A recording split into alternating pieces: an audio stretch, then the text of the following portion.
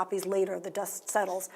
But that doesn't happen for most people, and I think to assume that that's the only way to be successful and fulfilled is perhaps a little misleading. The real fulfillment, I think, comes from the work and doing it. I mean, I have a life in which I get to do the thing I love. And that is a very rich gift in and of itself. And I even support myself at it, not brilliantly, but I do support myself. And so that's kind of the first thing. And, I just feel like if you keep working and keep persevering, and sometimes all you have is the faith in yourself and your own work, then you will have done a good thing, and that good things will come of it. And that's really what you need to. I think that's a very healthy philosophy. That's a philosophy that's going to let you sleep at night. Yes, and not just feel like, well, if only you get that big break, and then because the other side of that is if you don't get that big break, then what? Are you a failure? Have you not?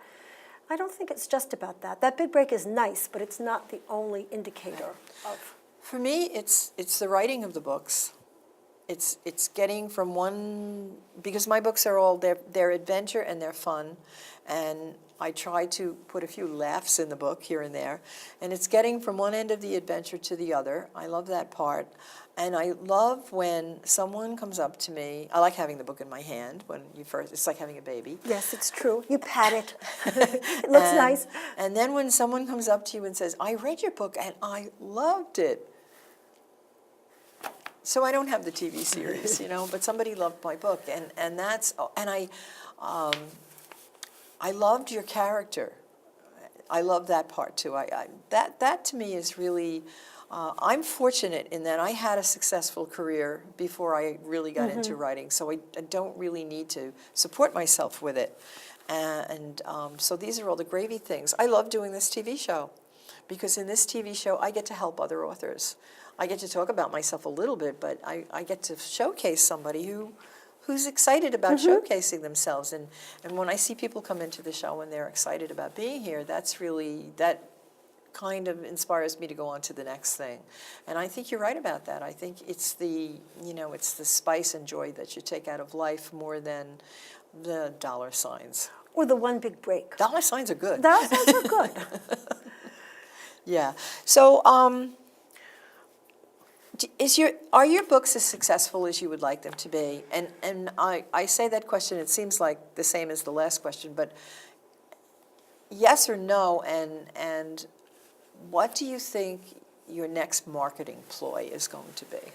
I don't know how successful this one is because it came out fairly Sure. recently, and so I haven't actually had a royalty statement, so I don't know how it's doing. I only know anecdotally. But no, it's probably safe to say that it's not as successful as I would like it to be. What will I do next? That is really dependent on the book.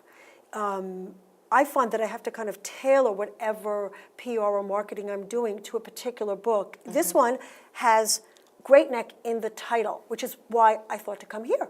I mean, to approach you, because how many books have Great Neck? First of all, how many books are about Great Neck? Not that many. And how many books have Great Neck in the title? Probably not even fewer, right?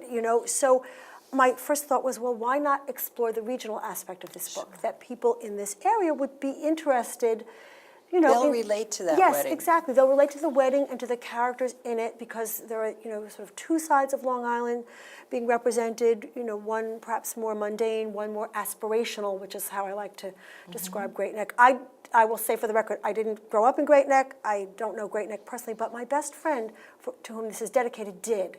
And so I saw Great Neck through her eyes and through the eyes of her family. I was invited to parties at her parents' home.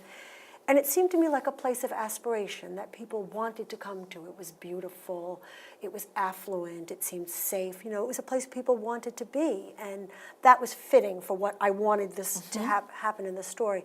So I thought I was going to apply a kind of regional strategy with this book. But with my next book, which is due out in September, it doesn't have that regional aspect. So I'll have to do something different. So I think one has to just be, kind of sensitive to the needs of a particular book and story. Find your audience. Yes, exactly. Find your audience. I I'm just hoping did a workshop where they said, find your audience. That people who like this book will perhaps like the next one because it actually or be interested in the next one. It begins at this wedding. It's not a sequel. The characters are not, the two new characters are not in this book, but Angelica, the bride in this book, is in the second one, very briefly, in the first scene. Oh, that's interesting. So then I would like to know, and this is the hardest question I think for authors, is what's the most important thing you would like to say about yourself and your books?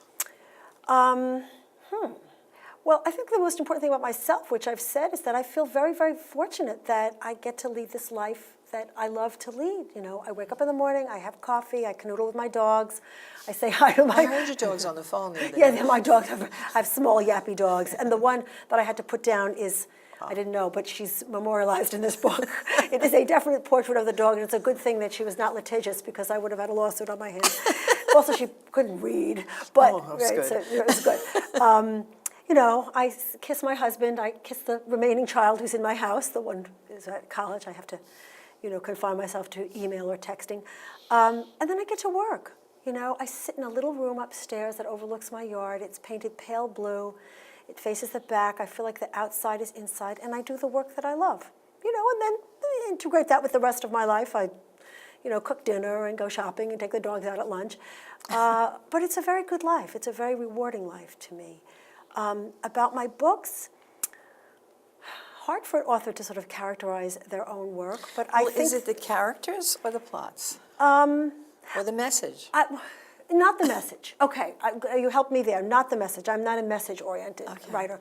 But I'd say character and plots together, that they are intertwined. And it seems to me that if you do your job well as a writer, your characters are such that they create the plots. That you don't tell them what to do, that they begin to tell you what they're doing. You know? I think the key word with characters especially is sympathetic. And by that I mean, if you can relate to the characters in the book captures you. Right. And you will go on their journey no matter where That's it takes you. And that they tell you where they're going, that you don't always determine it. You think you know, but you don't. Exactly. It was a pleasure. Likewise. Thank you for having me. Oh, you're welcome. It was really interesting.